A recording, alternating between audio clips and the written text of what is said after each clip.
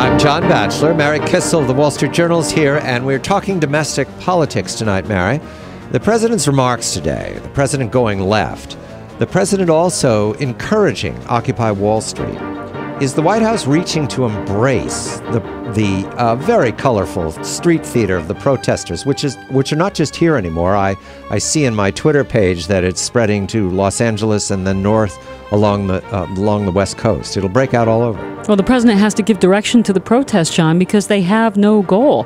What these protests are about is buyer's remorse. They elected the president and they got the president's economy. So the president has to get on board here. And by the way, John, this is what he did for a living before he went into the White House. He was a community activist. So he's actually in some ways returning to his roots. So do you believe that Occupy Wall Street meets with class warfare? The president says he's a warrior for the middle class, meets with the American Jobs Act, meets with the public unions joining with Occupy Wall Street. That all goes together. Do you think it's organized, or do you think it's just moving together? I think that it will become organized as the unions get involved. And my worry with this is that these protesters are enunciating a theory and a culture of dependency.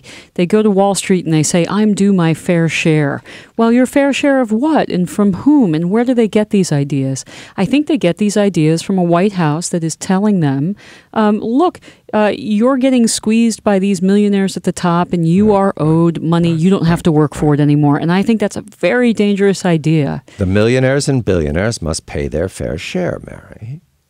According to whom? Yeah, all right. I'm just repeating what I hear from the White House. All right, let's move over to the Senate race in Massachusetts, because this is a subset of the larger class warfare game. Ms. Warren, Professor Warren, is a person who represents elitism, a Harvard law professor. She's extremely skilled on a stage. However, she has taken up the cry of the consumer. Is that in sympathy with the president's class warfare? Is she running on the same ticket, although just in Massachusetts? She almost runs to the left of the president. She got on the stage this week at the Massachusetts Senate primary debate and said that all of our woes were due to Wall Street, who handed out one lousy mortgage at a time. And she was going to go to Wall Street and fix things. And then on the same time, she said, well, and we also need to spend more money. We need to employ educators and we need to employ construction workers, never really saying where this money is going to come from. And oh, by the way, we also need higher taxes. The remarkable thing to me about these comments, John, is it is as if Ms. Warren has not lived through the last 2.5 years of this administration, because the Democrats tried that. They put the entire program into place, and we got 9.1% unemployment. And so Mrs. Warren is saying to the Massachusetts voter, I'm going to go and agitate in the Senate to do it all over again. So the president is going left, and he's going to embrace Occupy Wall Street and this colorful, theatrical, sentimental, waiting for lefty Clifford Odets street theater thing. Yes, right. And Ms. Warren joins him in that. Absolutely. All right. That sounds like a winning strategy. What's to stop it? Well, I think the what's to stop it is a Republican who can actually enunciate Here we go. Generic Republican. An economic argument against it, who can explain why these policies didn't work, who can explain why trade protectionism is a scary thing, who can explain what Obamacare is going to do to healthcare costs in this country. And unfortunately, we've yet to see a very strong Republican candidate emerge who can draw all of these threads together into a coherent argument. Do we not think that Chicago, Mr. Axelrod, is paying attention and notices that the lead Republican candidate, not the absolute towering, dominating Republican candidate, but the lead candidate is worth $250 million?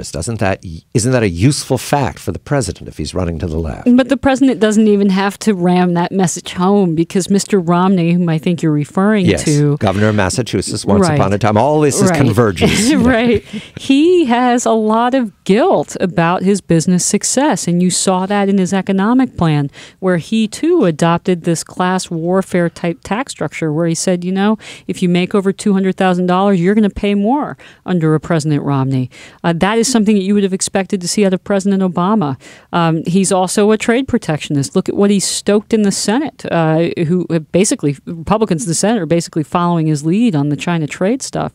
These are not, shall we say, traditional Reagan Republican-like policies. So no, I don't think he's the guy to enunciate these views. All right. Now we have the U.S. Senate, since you mentioned the Senate. They're joining in this idea that if they have a surtax on millionaires and billionaires, those rascals, of 5.6%, which, by the way, Harry Reid is almost 6%. So let's round it off here. 6%. That will pay for everything in the American Jobs Act. So the Senate is joining in on this. The class warfare is now, Mary, not next year. Yeah, but they're not going to vote for it. This is the great irony, of course, is that the president hasn't even convinced members of his own party to support the American Jobs Act. Once upon a time in the United States of America, there was a man named George McGovern, and he ran to the left for the general election after running to the left in the Democratic nomination process. He even had this great idea that everybody should be guaranteed an income in the United States of America, right? And they were going to pay for this by what? Raising taxes on the rich. All right. It worked smashingly for every moment up until the election day. And then that villainous rascal Richard Nixon won out, the incumbent won out. Right. All right. Is President Obama, in this day and age, is he in better shape than George McGovern? Is the public, is the country ready to listen to this populism, this this class warfare line advanced by the Senate, advanced by the president, advanced by the demonstrators on Wall Street, and with no one blocking it in the Republican Party? Well, I think there are a couple of fears here if you're the Republicans. The first is that the economy gets so bad that voters simply turn off to Republican ideas because Democrats so effectively demagogue them. So, if you're a Republican, you stand up and you say, you know what, we're going to cut taxes and we're going to cut back on spending. At 9.5% unemployment, maybe by next election season, maybe voters look at that and say, you know what, that sounds good, but we just can't afford to do that right now. And the Democrats just drive that point home and the message doesn't get across. Let's entertain the worst case scenario, Mary. Let's have some fun. That's what we do here, all right? Okay. Let's entertain that the president is successful running against Mitt Romney, who cannot advance a case for reducing taxes and growing the economy, and that the president wins out. Now, we're told from all of the odds that the Republicans will win the Senate, at least a simple majority, and that the House will stay Republican.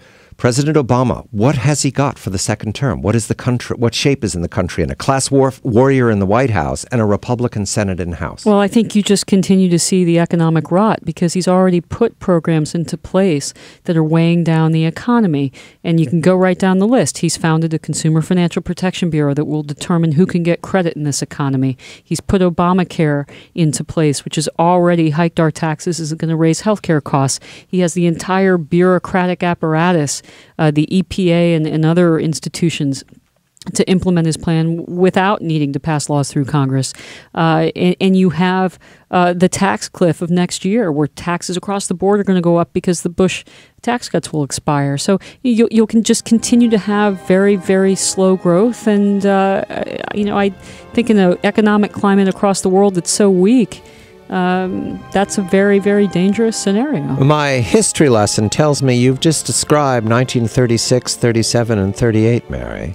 Right, with Iran, Iran China, in the place of European rascals. Yes, I think you've just described the second Franklin Delano Roosevelt administration. Yes, okay, fine.